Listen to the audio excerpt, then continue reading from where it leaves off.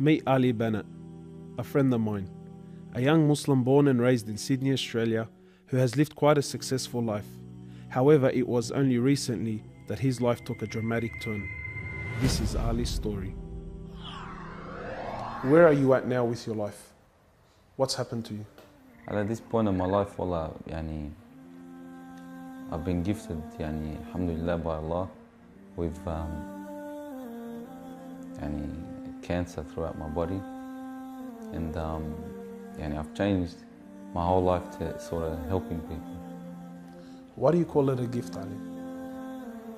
And alhamdulillah, it's a gift because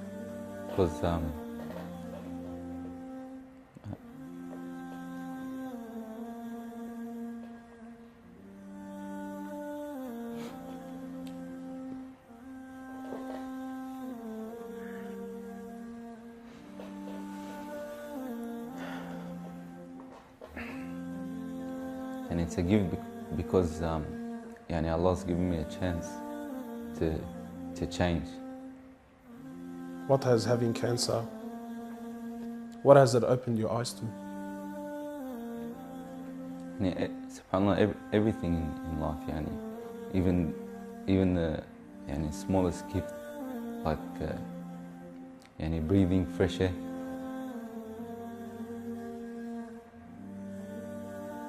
Do you feel like you used to take that for granted before?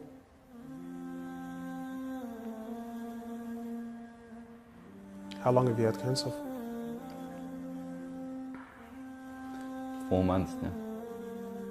Ali was diagnosed with stage 4 cancer and given only 7 months to live. Upon finding the news, he immediately sold his successful business and was forced to reconsider the lavish lifestyle he was accustomed to. Everything was to change. Ali, what was your reaction when you came to know you had cancer? I got rid of my cars, I got rid of my watches, even my clothes. I took them with me overseas and I gave them to a lot of people up there, alhamdulillah. So I wanted to try to leave this world without anything. So you were on a mission to get rid of your dunya. It wasn't until Ali invited us into his room that we truly understood the luxurious lifestyle that he was living and the extent of the sacrifice that he was making. What's all this, Ali? Talk to me, explain this. It's a bracelet,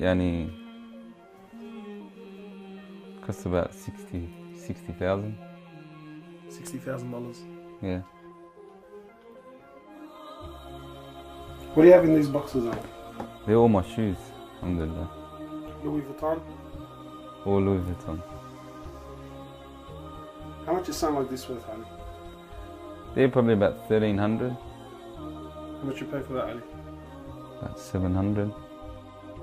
Thongs. For a pair of thongs, yeah. So what's happening with the sunglasses here, Ali? I just like collecting different sunglasses. Yeah? I've got rid of a lot of them. I gave them to a couple of the brothers in Africa, alhamdulillah. So you're telling me there's a kid in Africa that's walking around with Louis Vuittons and... Can I try one of these hats on? I've only mentioned them in my talks like 100 times. You can try the red one on. It's limited edition one. Barakallah. What do you reckon else? Sheikh Gucci. Ali's interest in the dunya has left him abruptly and no longer holds a place in his heart. So Ali, what do you feel now, like when you look at this? And driving something like this doesn't really cross my mind anymore. It's not something I would want to do no more. After someone tells you, or you find out that you're sick, or you haven't got much time in this life, wallah, this is the last thing you would want to chase. And this is how we should be living our life every day. Car like this, people would love to be in it, people would love to own, people would love to drive it. Wallah, they're going for the wrong goals.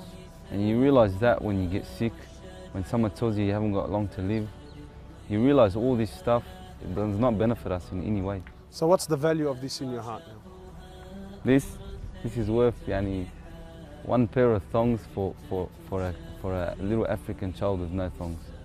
Wallahi, it's worth more than me to see him smile with a pair of thongs than own one of these. Wallah al-Azim.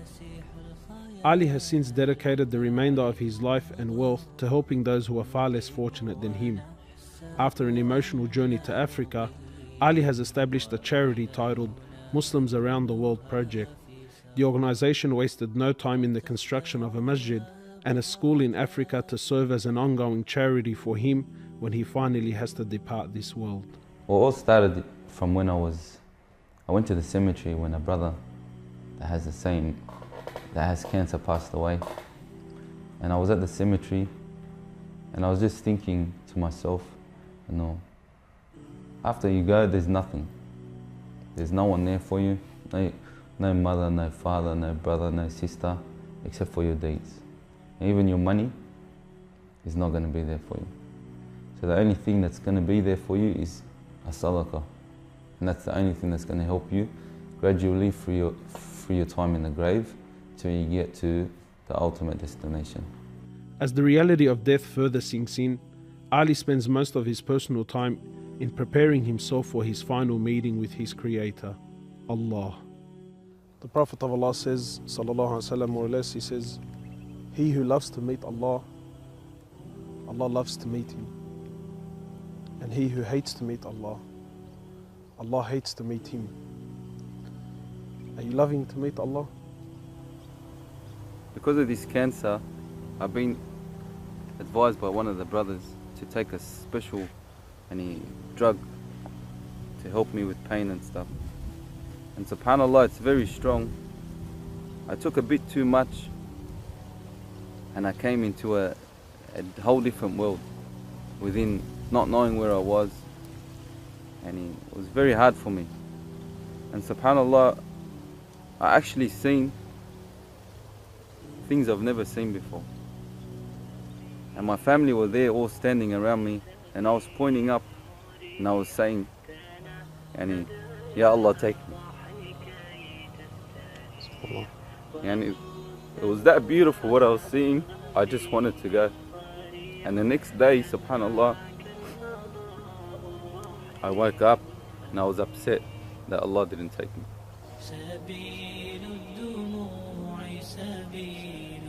Well, I ask Allah subhanahu wa ta'ala to purify you and to give you shifa, to keep you around us for a long time. Allah, may Allah subhanahu wa ta'ala reward you.